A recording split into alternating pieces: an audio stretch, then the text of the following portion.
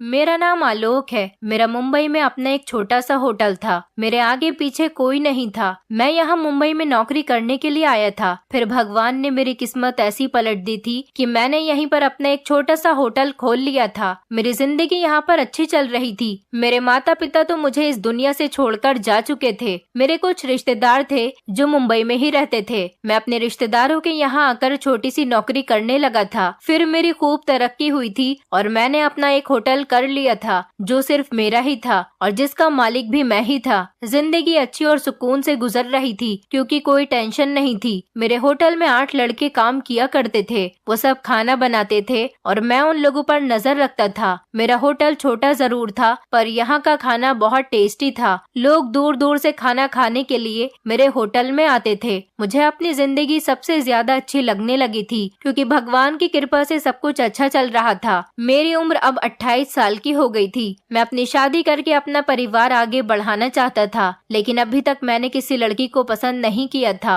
और ना ही मेरा कहीं रिश्ता लगा था। फिर एक दिन मैं अपने होटल में अपने ऑफिस में बैठा हुआ था जब मैंने एक लड़की को देखा था। वो मुझे पहली नजर में देखते ही भाग गई थी। वो मुझे बहुत अच्छी लगी थी, लेकिन उसके चेहरे पर एक अजीब सी उदासी थी। वो मेरे सामने बैठी हुई थी और मैं उसकी तरफ बार बार देख रहा था। ये सोच रहा था कि ये क्यों परेशान है और इसे क्या प्रॉब्लम है। अजीब सी बात है, ना कि मेरा उससे कोई रिश्ता था और ना ही कोई संबंध था, लेकिन मैंने उसकी परेशानी को महसूस कर लिया था। फिर वो बेचैन होकर और रिक्वेस्ट भरे अंदाज में मुझसे कहने लगी कि सर, मैं बहुत मजबूर हूँ। मुझे आपके होटल के बारे में पता चला तो मैं यहाँ पर आ गई। क्या आप मुझे नौकरी पर रख सकते हो? प्लीज इनकार मत करना और मुझे नौकरी दे देना। मैं बहुत दूर से यहाँ पर आई हूँ। मैं यहाँ से निराश होकर नहीं जाना चाहती। मेरे होटल में हर तरह के लोग खाना खाने के लिए आते थे और तो और मेरा पूरा का पूरा स्टाफ मेल था। उसमें कोई भी फीमेल नहीं थी। मैंने सोचा कि अगर मैंने उसे नौकरी दे दी तो मुझे उसकी जिम्मेदारी उठानी पड़ेगी और ये मेरे होटल के रूल्स के खिलाफ है। मैं यहाँ पर किसी लड़की को नौकरी नहीं देना चाहता। इतने सारे लड़कों में एक अकेली लड़की, कहीं मेरे होटल का नाम बदनाम न हो जाए। बस इसी वजह से मैंने उसको नौकरी देने से साफ साफ मना कर दिया था। वैसे तो मुझे उसे काम देने में कोई प्रॉब्लम नहीं थी क्योंकि मैंने अपने होटल के रूल्स खुद ही बनाए थे। मैं यहाँ का मालिक था, इसलिए यहाँ पर मेरी ही मर्जी चलती थी और फिर इस लड़की को यहाँ रखने से कहीं कोई प्रॉब्लम न हो जाए। उसने फिर से कहा, सर प्लीज देख लीजिए, अगर कोई गुंजाइश हो जाए तो। मैं बहुत मजबूर हूँ और बहुत उम्मीदों के साथ यहाँ पर आई हूँ। उसका इतना मासूम चेहरा और उसकी इतनी मासूमियत भरी बात सुनकर मेरा दिल पिघल गया था। मैं कोई बुरा आदमी नहीं था क्योंकि हर मर्द बुरा नहीं होता। मैंने सोच लिया था कि मुझे इसकी मदद करनी ही होगी। मैंने कहा कि ठीक है और मैंने उसे अपने होटल के सारे काम समझा दिए थे और बता दिया था कि तुम कहाँ पर काम किया करोगी। उसे मैंने सब्जी वगैरह काटने का, चीजों को फ्राई करने का और मसाले पीसने का काम बता दिया था। वैसे और काम करने के लिए तो मैंने कुक्स रखे हुए थे। इस बात से वो बहुत खुश हो गई थी। उसने फिर से कहा था कि आपका बहुत धन्यवाद, मैं बहुत ज्यादा मजबूर हूँ। आपने एक मजबूर की मजबूरी को समझा। मैंने कहा कि बार बार अपनी मजबूरी के बारे में मत कहो। मैं तुम्हें शर्मिंदा नहीं करना चाहता। मैं तुम्हारी मदद कर सकता हूँ तो मैंने तुम्हारी मदद कर दी। फिर मैंने उसे 1 महीने की सैलरी भी एडवांस में दे दी थी। मेरे यहाँ काम करने वाले एक लड़के ने मुझसे कहा कि सर, आपने इस लड़की को यहाँ नौकरी देकर अच्छा नहीं किया और फिर आपने उसे पहले ही दिन 1 महीने की सैलरी एडवांस भी दे दी। कुछ लोग बहुत लालची होते हैं। आप देखना ऐसा ही न हो कि वो कल काम पर ही न आए और आपके पैसे लेकर फरार हो जाए। लेकिन वो अगले दिन काम पर आ गई थी और उसने एक दिन की भी छुट्टी नहीं की थी।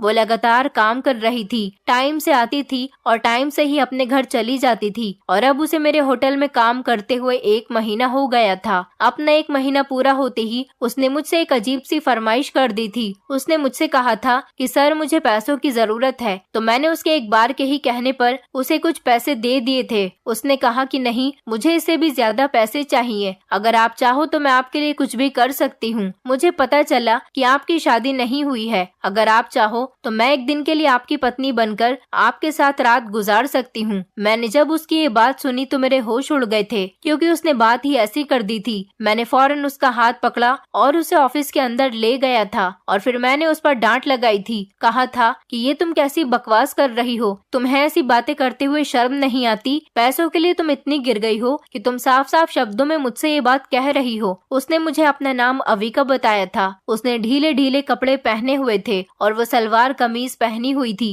उसके सर पर दुपट्टा भी रखा हुआ था। वो देखने में जवान और बेहद खूबसूरत थी और मेरे होटल में काम करने लगी थी। मेरी डांट पर वो बहुत शर्मिंदा हुई थी और उसके बाद उसने मुझसे कभी भी कोई गलत बात नहीं कही थी। लेकिन एक दिन वो अचानक किचन से भागती हुई निकली थी। मैं हैरान हो गया था कि आखिर ये क्या मैटर है। मैं किचन में गया तो स्टाफ के सारे ही लड़के अपने अपने काम में बिजी थे। मैंने उन लड़कों से कहा कि अविका यहाँ से इस तरह से भागती हुई क्यों निकली है, क्या तुम लोगों ने उसके साथ कुछ किया तो नहीं? वो कहने लगे, नहीं नहीं सर, हम में से किसी ने कुछ भी नहीं किया। लेकिन मुझे शक था कि जिस तरह से वो डरकर भागी है जरूर कोई ना कोई बात थी। अगले दिन जब वो सुबह काम पर आई तो मैंने उससे पूछा था कि तुम्हें कल क्या हो गया था, कल तुम इस तरह से क्यों भाग गई थी? उसने कहा कि आपके होटल में काम करने वाला जो वो नौकर है जो सांवले रंग का है, मैं उसका नाम तो नहीं जानती, लेकिन उसने मेरे साथ बदतमीजी करने की कोशिश की है। मैं समझ गया था कि वो किसकी बात कर रही है। वो मेरे होटल में काम करने वाले सांवले रंग के लड़के जिसका नाम सोहन था उसकी बात कर रही थी। मैंने उससे कहा कि तुम्हें पूरा यकीन है? उसने कहा हाँ, मैं एक साइड पर खड़े होकर अपना काम कर रही थी और वो बार बार कोई चीज उठाने के बहाने आता और आकर मेरे शरीर के साथ टकरा जाता और कहता था कि मुझे माफ कर दो, मुझसे गलती हो गई। और फिर उसने आज तो हद ही कर दी। आज उसने जबरदस्ती मेरा हाथ पकड़कर अपना हाथ मेरी कमर में डाल दिया और फिर मैं वहाँ से भाग गई। मैंने कहा कि तुम्हें इस टाइम मुझे बताना चाहिए था, तुम्हें इस तरह से भागने की जरूरत नहीं थी। मैंने सोहन को बुला लिया और कहा था कि क्या तुमने ये हरकत की है? तुम जैसे लोगों की वजह से औरत इज्जत की रोटी कमाने के बजाय किसी गलत काम की तरफ चली जाती है, क्योंकि उनको यह एहसास होता है कि जहाँ हम इस इज्जत से काम कर रहे हैं वहाँ भी हम इज्जत से महफूज नहीं हैं, तो फिर हम वही काम कर लेते हैं। तुम जैसे मर्द उन्हें कोठे की तरफ धकेल देते हैं। सोहन ने कहा, सर ये खुद मेरे करीब आने की कोशिश कर रही थी, मैंने कुछ नहीं किया। सर मैं आपके साथ पिछले 3 साल से काम कर रहा हूँ। इस लड़की को आए हुए अभी 3 महीने भी नहीं हुए।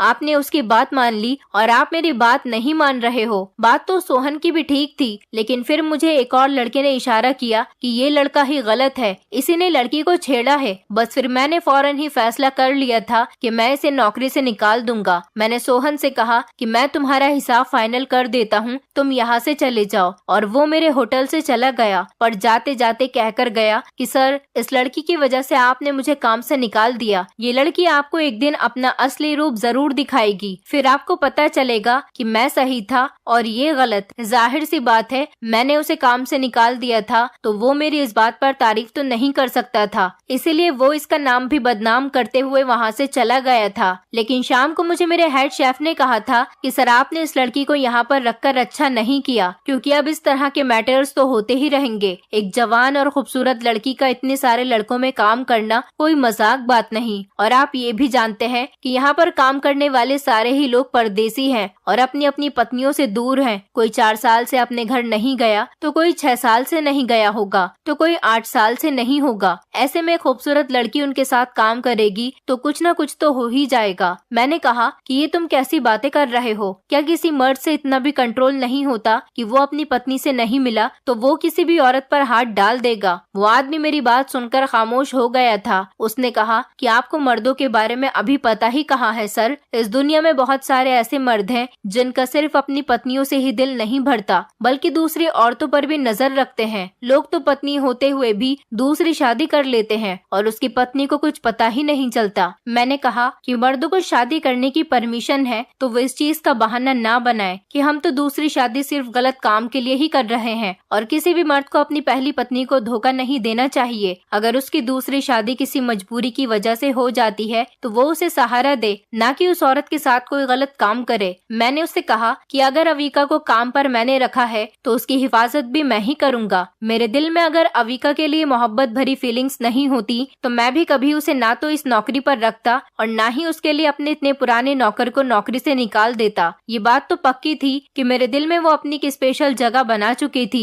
लेकिन उसके बारे में मुझे कुछ भी नहीं पता था कि वो शादीशुदा थी, उसके माता पिता थे या उसकी कोई मजबूरी थी यहाँ पर काम करने की। आखिर वो यहाँ पर काम क्यों कर रही थी? मुझे उससे धीरे धीरे ये सब कुछ पूछना था। और अगर वो कुंवारी थी तो फिर मैं उससे शादी करना चाहता था और उसके साथ अपनी पूरी जिंदगी गुजारना चाहता था। जहाँ तक मेरा अंदाजा था मुझे नहीं लगता था कि वो शादीशुदा थी, क्योंकि उसे देखकर कहीं से भी नहीं लगता था कि वो शादीशुदा है। वो कम उम्र की थी, उसकी उम्र लगभग 22 साल होगी। वो तो एक कमसिन सी जवान लड़की थी। जब होटल में में रात को थोड़ा खाना बच जाता था तो वो खाना पैक करके अपने साथ ले जाया करती थी। एक दिन सुबह सुबह वो अपने घर से मेरे लिए कुछ बनाकर लाई थी। पता नहीं उसने किसी से पूछा था या उसने इस बात का आइडिया लगा लिया था, लेकिन जो भी था उसने ठीक आइडिया लगाया था कि मुझे मीठी चीजें बहुत पसंद है। वो कहने लगी कि आपके लिए मैं कुछ बनाकर लाई हूँ, आप मेरी इतनी मदद करते हो, मैं बदले में आपके लिए कुछ भी नहीं कर सकती,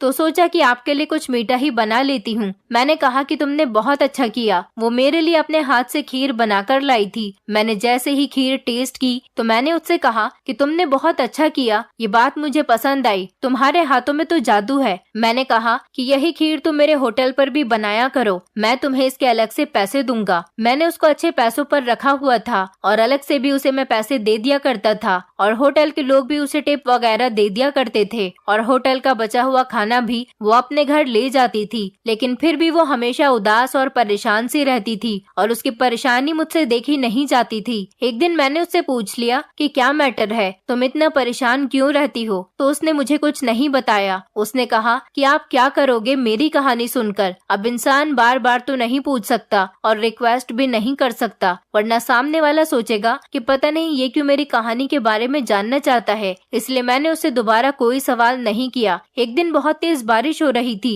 इतनी तेज बारिश हो रही थी कि कोई भी होटल की तरफ आने वाला नहीं था और जगह जगह पानी भर गया था। बस गाड़ी में बैठकर कुछ कस्टमर आए थे, लेकिन फिर भी वो चले गए थे। अभी होटल को बंद होने में 1 घंटे का टाइम रह गया था। मैंने सबको छुट्टी दे दी थी। मैंने कहा कि आप सब अपने अपने घरों को चले जाओ, बहुत टाइम बाद बारिश हुई है, कुछ पता नहीं कि कहीं ज्यादा न पड़ जाए। अब लोग धीरे धीरे अपना सामान उठाकर जाने लगे थे। अविका भी जा रही थी। उसने दरवाजे से बाहर जाते हुए देखा और मैं खुद होटल में ही बैठ गया था। मैंने सोचा कि आज थोड़ा हिसाब किताब कर लेता हूँ। 1 घंटे बाद मुझे भी घर जाना था, लेकिन ये देखकर मैं हैरान रह गया था कि वो वापस आ गई थी। मुझे लगा कि शायद वो अपना कोई सामान भूल गई होगी, लेकिन मेरे ऑफिस में आकर उसने दरवाजा बंद कर दिया। मैंने उससे कहा था कि क्या बात है, जबकि मुझे थोड़ा आइडिया हो गया था कि वो क्या चाहती है। उसने कहा कि मुझे कुछ पैसों की सख्त जरूरत है। मैंने सुना है कि आपकी पत्नी नहीं है, आपकी शादी नहीं हुई है अभी। मैंने कहा कि तुम्हें किसने बताया ये सब? तो वो कहने लगी कि लोग आपस में बातें कर रहे थे तो मैंने सुन लिया था। अगर आप कहोगे तो मैं वो काम कर सकती हूँ जो एक पत्नी एक आदमी के लिए करती है। मैं एक दिन के लिए आपकी पत्नी बन सकती हूँ। मुझे पता है कि आप मेरी इस बात से नाराज हो जाओगे, लेकिन मैं बहुत मजबूर हूँ, मुझे पैसों की जरूरत है, इसलिए आप मुझे थोड़े से पैसे दे दो। इसके बदले में मैं वो सब कुछ करने के लिए तैयार हूँ। मैंने उसे हैरान होकर देखा था, क्योंकि इससे पहले जब उसने यही बात कही थी तो मैंने उसे बहुत डांटा था। मैं जिस लड़की से शादी करना चाहता था वो मुझे इस तरह से ऑफर दे रही थी, वो भी रात के टाइम पर, जब इस होटल में सिवाय मेरे और उसके कोई भी नहीं था। जब कोई मर्द अपनी पसंद की लड़की के मुंह से इस तरह की बात सुनता है तो वो क्या सोचता है? जाहिर सी बात है वो यही सोचेगा कि ये लड़की तो ठीक नहीं है, लेकिन वो शक्ल से ही बहुत ज्यादा मजबूर लग रही थी। आखिर उसकी ऐसी भी क्या मजबूरी थी? अब तो मेरा दिमाग घूम गया था। जब खुद ही फल मेरी गोद में गिरने को तैयार था तो मैं क्यों पीछे हटता? मैंने उसका हाथ पकड़ लिया और उसे होटल के रूम में ले गया था। मैंने कहा कि अच्छा तुम्हें पैसे चाहिए ना? उसने कहा कि हाँ, लेकिन उसकी आंखों में आंसू भी आ चुके थे। मैंने उससे कहा कि तुम्हें कितने पैसे चाहिए? 1 दिन के लिए? तुम मेरी पत्नी बनना चाहती हो? अगर मैं तुम्हें कुछ दिनों के लिए अपनी पत्नी बनाना चाहूँ तो चलेगा,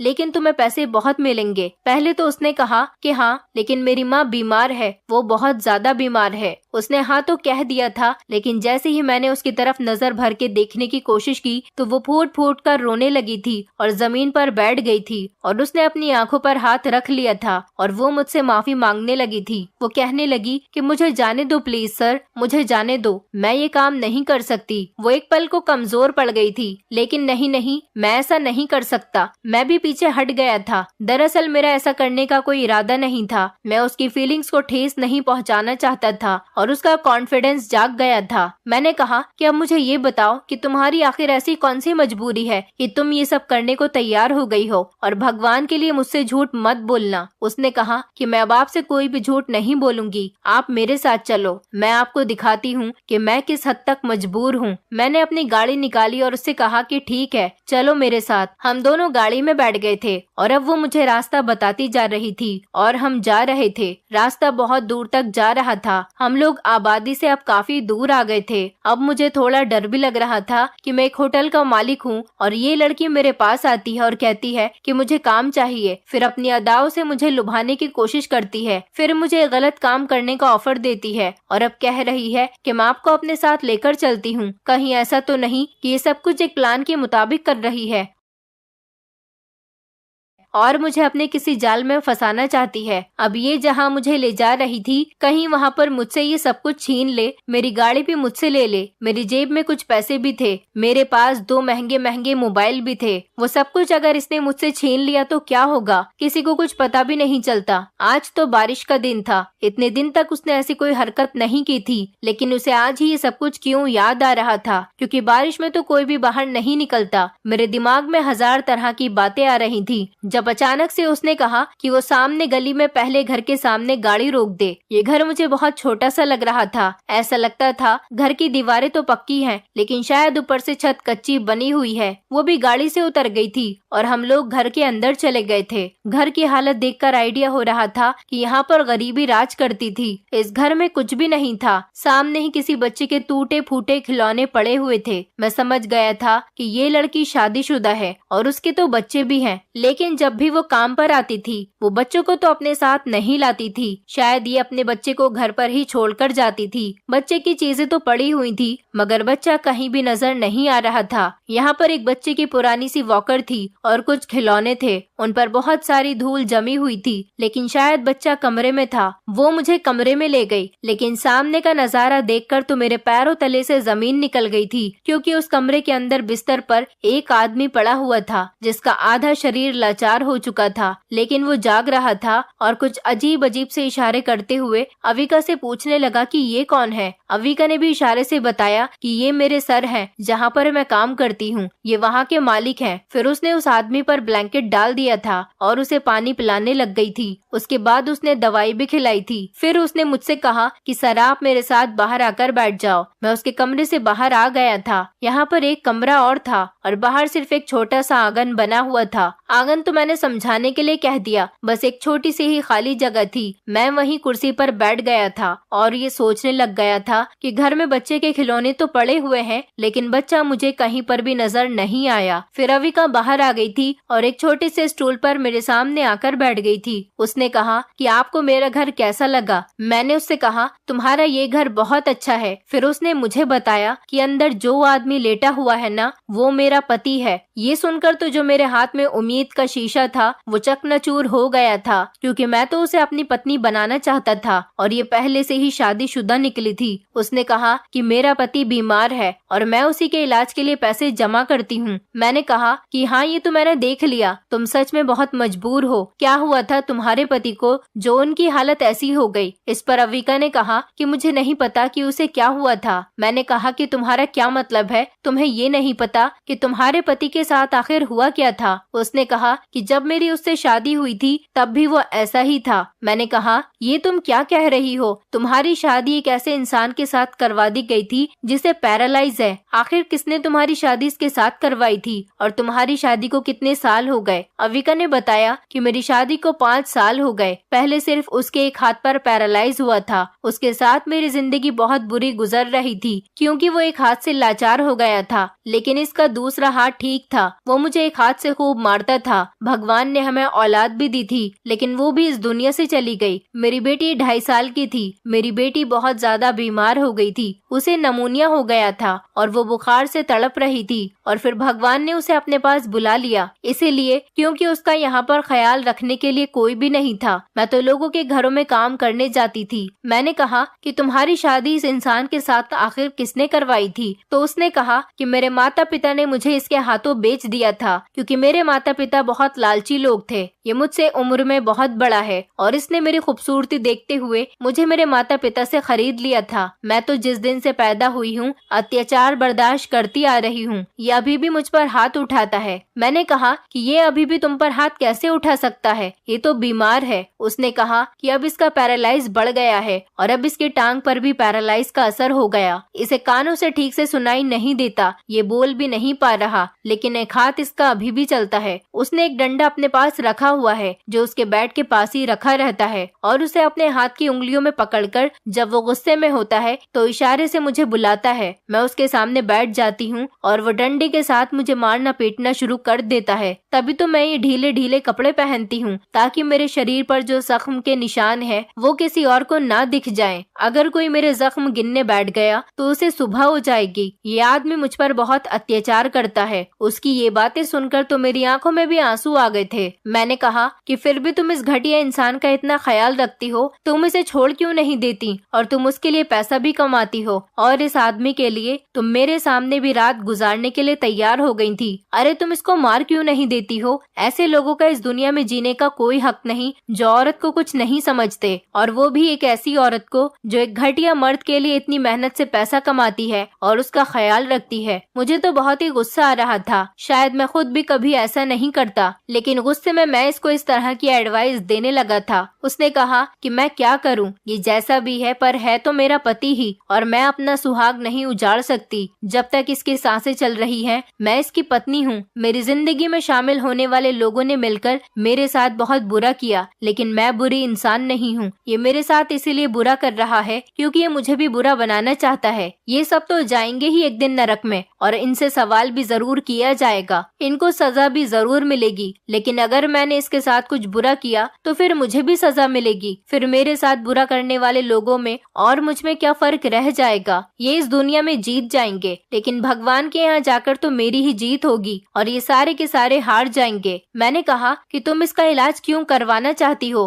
तो वो कहने लगी कि अगर ये मर गया तो लोग इसकी मौत का इल्जाम मुझ पर ही लगाएंगे, लेकिन अगर ये अपनी मौत पर गया तब भी मुझे सब बुरा ही कहेंगे कि मैंने अपने पति को मार डाला। क्योंकि जब मैं लोगों को बताती हूँ कि मेरा पति ऐसी हालत में है और मुझे मारता है, फिर भी मैं इसके लिए सब कुछ कर रही हूँ, तो लोगों को इस बात पर यकीन नहीं आता। यहाँ आसपास के लोग कहते हैं कि ये अपने बीमार पति को छोड़कर बाहर घूमने के लिए जाती है या फिर धंधा करती है, ये गलत तरीके से पैसा कमाती है। वरना इतनी खूबसूरत लड़की हो और उसका पति ऐसे बीमार होकर बिस्तर पर पड़ा हुआ हो और उसे मारता भी हो, फिर ये उसके लिए इतनी मेहनत क्यों करेगी? मैं किस किस को जवाब दूं? अब मैं तंग आ गई थी, इसीलिए सोचा कि इल्जाम तो मुझ पर वैसे भी आना था, तो फिर मैं कुछ गलत ही कर लेती हूँ। तभी आपको मैंने वो सब कुछ कह दिया था, मुझे माफ कर दो। मैं वो सब कुछ नहीं करना चाहती थी। मैं बहुत इज्जतदार लड़की हूँ। मैं बेबस हो गई थी और परेशान हो गई थी। मुझे अपनी बेटी की बहुत याद आती है। मैंने उसका नाम खुशी रखा था। सिर्फ इस इंसान की वजह से वो मुझसे दूर चली गई। वो बहुत बीमार हो गई थी। मैं उसके इलाज के लिए पैसों का इंतजाम करने गई हुई थी, लेकिन जब घर वापस आई तो मेरे पति ने मुझे इतनी जोर से मारा था कि मैं बेहोश हो गई थी, और जब मेरी आंख खुली तो मेरी बेटी की आंखें बंद हो चुकी थी और वो इस दुनिया को छोड़कर जा चुकी थी।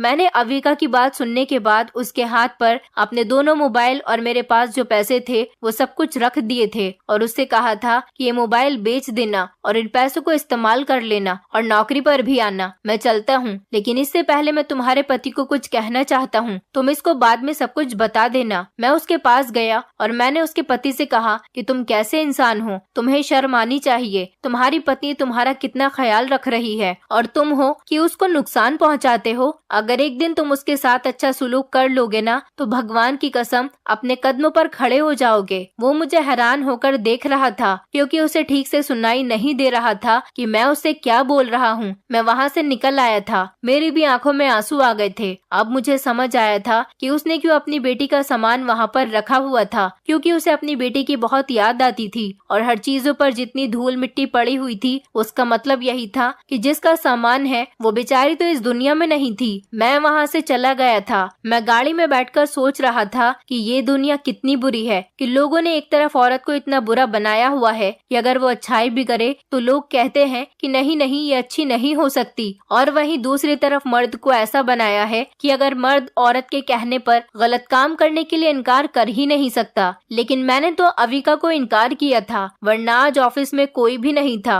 और बारिश भी हो रही थी, और अविका ने तो मुझसे खुद कहा था कि मैं कुछ भी करने के लिए तैयार हूँ। लेकिन मैंने इनकार करके ये साबित कर दिया था कि अगर मर्द पवित्र है और पाप करने का इरादा नहीं रखता तो उसे खूबसूरत से खूबसूरत लड़की भी बहका नहीं सकती, और वो भी इस पाप से बच गई थी। अविका काम पर आती थी तो मैं उससे कोई बात नहीं करता था। वो भी अपने काम में बिजी रहती थी क्योंकि मुझे सच में उससे बहुत हमदर्दी हो गई थी और मोहब्बत भी थी। अभी थी भी, लेकिन मैंने उसे अपने दिल में कहीं छुपा लिया था। मुझे नहीं लगता था कि वो कभी भी मुझसे शादी करेगी, क्योंकि वो अपने पति को नहीं छोड़ सकती थी। अगर वो अपने पति को छोड़ने वाली होती तो अभी तक छोड़ चुकी होती। मैंने अविका को अपने दिल के किसी कोने में दबाकर रख दिया था, जहाँ पर वो हमेशा के लिए सेफ रहने वाली थी। लेकिन मैं उससे खुद जाहिर नहीं करना चाहता था कि मैं उससे प्यार करता हूँ, क्योंकि मैं जानता था कि वो मेरी कभी भी नहीं हो पाएगी। दिन इसी तरह से गुजरते जा रहे थे। मैंने उससे ये भी नहीं पूछा था कि तुम्हारे पति का बिहेवियर अब तुम्हारे साथ बेहतर हुआ है या नहीं। क्या वो अभी भी तुम्हें मारता पीटता रहता है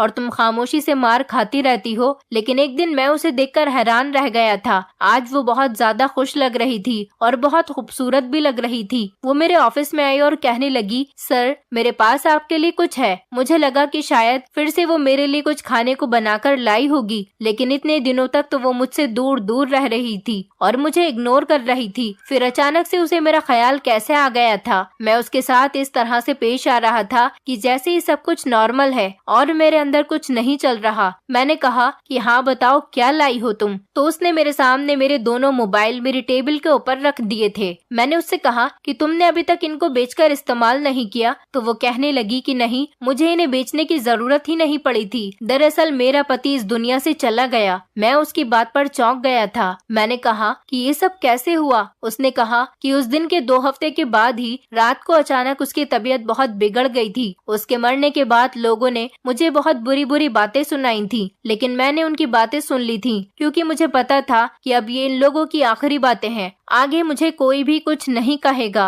अब मैं घर में बिल्कुल अकेली रहती हूँ। मैंने कहा कि इतना सब कुछ हो गया और तुमने मुझे बताया क्यों नहीं? उसने कहा कि मैंने आपको इसलिए नहीं बताया कि आपने पहले ही मेरे लिए बहुत कुछ किया था, और आज मैं आपको इसलिए ये सब कुछ बता रही हूँ क्योंकि बहुत जल्दी मेरी शादी होने जा रही है, और वो भी बहुत अच्छे इंसान के साथ। ये सुनकर तो मेरे होश उड़ गए थे। मैं हैरान रह गया था कि वो अपने पति के मरते ही इतनी जल्दी शादी भी कर रही है। अगर उसका पति दुनिया से चला गया तो वो मुझसे शादी क्यों नहीं कर लेती? मुझे बताती तो मैं उससे कहता कि मैं तुमसे शादी करना चाहता हूँ। लेकिन मुझे बहुत अफसोस हुआ था। उसने मुझे आखिरी वक्त पर बताया था कि अगले महीने की 2 तारीख को मेरी शादी है, आपको जरूर आना है। मैं बहुत परेशान था। अगले महीने की 2 तारीख 10 दिन बाद ही आ गई थी। उस दिन मैंने होटल के सारे लोगों को छुट्टी दे दी थी और मैं अपने ऑफिस में बैठा हुआ था। मुझे पता था कि आज वो किसी और की हो जाएगी। अब मुझे इस बात पर बहुत गुस्सा आ रहा था कि मैंने ये मौका भी अपने हाथ से जाने दिया। वैसे भी उसके पति को किसी न किसी दिन तो मरना ही था। मैं ही उससे बात कर लेता तो वो मुझसे शादी करने से कभी इनकार नहीं करती।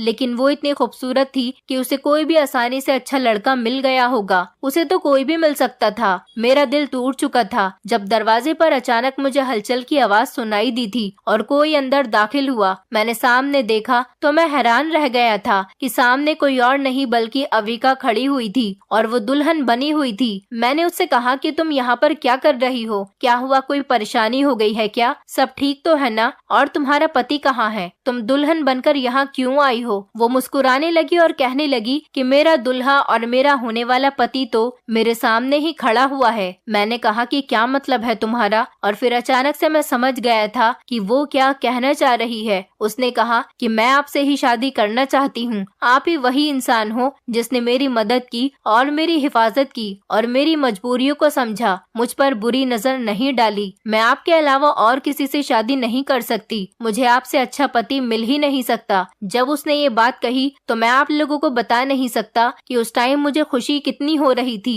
मैं बेयकीनी से उसे देख रहा था और खुशी में पूरी तरह से हैरान हो गया था। मैंने उसे गले से लगा लिया और हम लोगों ने उसी दिन शादी कर ली थी। वो मेरी पत्नी है और हम दोनों अब खुशी खुशी जिंदगी गुजार रहे हैं। उसने मेरे घर को स्वर्ग बना दिया। वो मेरे घर को अच्छी तरह से संभालती है और अब तो वो मेरे बच्चे की माँ भी बनने वाली है। फिर जब 9 महीने पूरे हो गए तो उसने एक बेटी को जन्म दिया। वो कहती है कि ये मेरी वही बेटी है जो मुझे छोड़कर चली गई थी। अब ये वापस मेरी जिंदगी में आ गई। मैं इसका नाम खुशी रखूंगी। मैं भी उससे कहता हूँ कि हाँ, तुम इसका नाम खुशी ही रखना, बहुत प्यारा नाम है। और तुम यही समझना कि तुम्हारी बेटी दोबारा से वापस आ गई। भगवान ने तुम्हें तुम्हारी खुशी वापस कर दी। उसने मेरे घर को घर बना दिया था। उसके दम से मेरा होटल और भी ज्यादा अच्छा चल निकला था। मैं बहुत खुश हूँ और मुझे अविका के रूप में एक बहुत खूबसूरत और अच्छी लाइफ पार्टनर मिली है, क्योंकि मैंने पाप नहीं किया था। अगर मैं उस रात उसके साथ गलत काम करके अपनी हवस हवस को पूरा कर लेता तो शायद आज मैं बर्बाद हो चुका होता, लेकिन मैंने ऐसा नहीं किया था। मैंने हमेशा उसकी मदद की थी